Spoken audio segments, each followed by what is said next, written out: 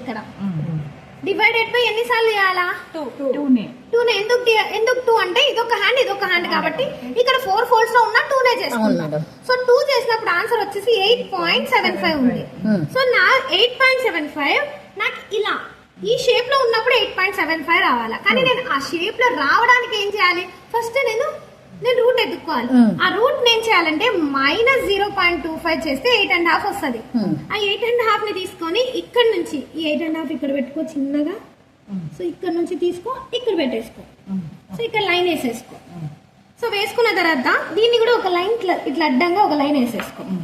So వేసుకున్న తర్వాత దీన్ని మళ్ళీ ఫోల్డ్ చేసి హాఫ్ చేసుకో. ఆ హాఫ్ చేసుకున్నాక ఇక్కడ హాఫ్ ఇంచ్ మార్క్ చేసుకో. ఇది హ్యాండ్ షేప్ కటింగ్ చేసే విధానం. సో ఇక్కడ నుంచి ఒక 0.25 హాఫ్ ఇంచ్ లోపలికి వేసుకో. ఈ పాయింట్ నుంచి ఈ పాయింట్ కి ఒక షేప్ లో తీసుకెళ్లాలా, డౌన్ గా అలా వెళ్ళాలి. ఈ పాయింట్ నుంచి ఇక్కడికి ఎక్కడ కలపాలి? ఈ షార్ప్ ఎడ్జ్ కలపకూడదు. ఇక్కడ నుంచి మళ్ళీ ఏం చేయాలి? 1.5 or 2 ఇంచెస్ పెట్టుకోవాలి. 1.5 ఎవరికి పెట్టుకోవాలి? 2 ఇంచెస్ ఎవరికి పెట్టుకోవాలి? మళ్ళీ దాని మధ్యలో ఇంకా ఏమన్నా వస్తే 1.25 వస్తుంది. వాళ్ళకి ఎవరికి పెట్టుకోవాలి? 1.25 ఎవరికి పెట్టుకోవాలి? మళ్ళీ అది కూడా ఒకటి. సో పర్సనాలిటీ హెల్తీ ఉంటుంది. సో ఈ షోల్డర్ కప్ ఎక్కువ ఉంటుంది. సో వాళ్ళకి వెళ్తుంది 2 ఇంచెస్. సో ఎగ్జాంపుల్ మనకు 42+, 44+, అప్పుడు ఇది తక్కువ ఉంది మేడం. అప్పుడు కూడా తక్కువ ఉంది అనుకో, 1.25 అలా ఉంటుంది. రెగ్యులర్ గా నార్మల్ 36, 38 వాళ్ళకి 1.5 లో కూర్చుంటాయి హ్యాండ్. So below 34 1.25. సో ఇది గుర్తు పెట్టేసుకో. మేబీ నీకు వీలైతే ఇది నువ్వు ఖచ్చితంగా ఇంటికి వెళ్ళి నాకు ఈ ప్రాక్టీస్ చేసుకొని తీసుకుంటా. స్లీవ్స్ మాత్రమే చాలు, అంతవరకు చేసుకోవచ్చునా నువ్వు కొంచెం ఈరోజు క్లాస్ విన్నదానికి కొంచెం అర్థమవుతుంది. సో ఇక్కడ వరకు అర్థమైంది. సో ఇక్కడ ఇది స్ట్రైట్ ఉంది కదా. సో ఇది ఇట్లా స్ట్రైట్ గా పోలేం కదా మనం. సో ఇక్కడ చిన్నగా ఈ 2 ఇంచెస్ దగ్గర 1.5 ఇంచ్ దగ్గర ఒక 0.25 తీసుకో. 0.25. సో ఇక్కడ నుంచి ఈ 0.25 కలుపుకుంటూ దీన్ని ఇట్లా కలుపుకో. ఈ 0.25 కలుపుకుంటూ ఇట్లా చుట్టూ ఇట్లా షేప్ చేసుకోవాలా. అప్పుడు ఒక షేప్ అనేది క్రియేట్ అయిపోయింది మనకి. మళ్ళీ ఫ్రంట్ షేప్ తీయాలంటే ఫ్రంట్ కి బ్యాక్ కి తేడా కదా. ఆ తేడాని మళ్ళీ పూర్తి చేయాలంటే ఫ్రంట్ కి ఫ్రంట్ చేయాలి. అప్పుడు ఏం చేయాలి? మళ్ళీ నేను ఇక్కడ నుంచి రాకూడదు, మళ్ళీ ఇక్కడ నుంచే రావాలి. ఇక్కడ నుంచే ఎక్కడ కలపాలి? దీన్ని డౌన్ కలపాలి. సో చూద్దాం అది కూడా.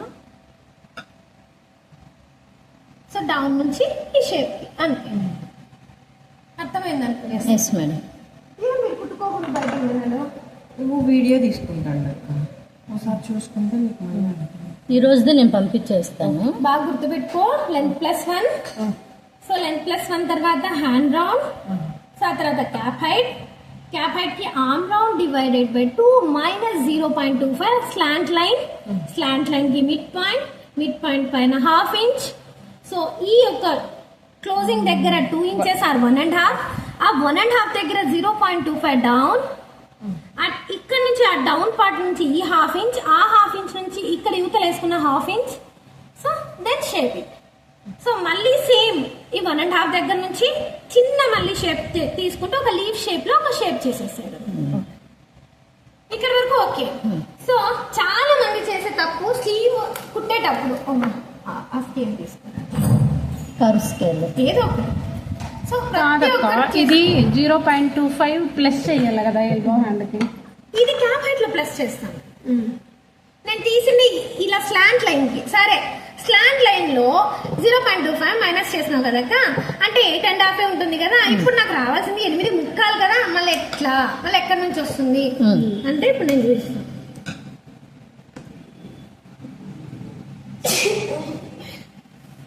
ఇక్కడ నుంచి చూడండి 8.5 ఉంది అవునా. సో కానీ నేను ఇక్కడ నుంచి రౌండింగ్ లో కొలత పెట్టుకున్నాం. మనకు రౌండింగ్ లోనే కదా ఉంటుంది. కటింగ్ ఎంత వచ్చింది? 9 వచ్చింది.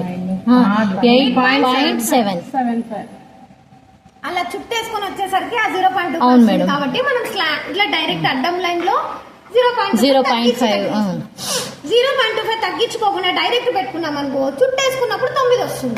అంటే అప్పుడు ఆర్మ్ రౌండ్ లూజ్ కూర్చోదు. దీనికి దానికి హ్యాండ్ కి ఆర్మ్ రౌండ్ కి కూర్చోదు. పొరపాటు చేస్తాం. అందుకు ఇక్కడ పదే స్టార్టింగ్ లోనే ఫార్ములాస్ అనేది బట్టి కొట్టినామంటే అది ఓపెన్ చేస్తే అవే గుర్తుకు రాలే. ఇంకంతే ఏం లేదు. అవును.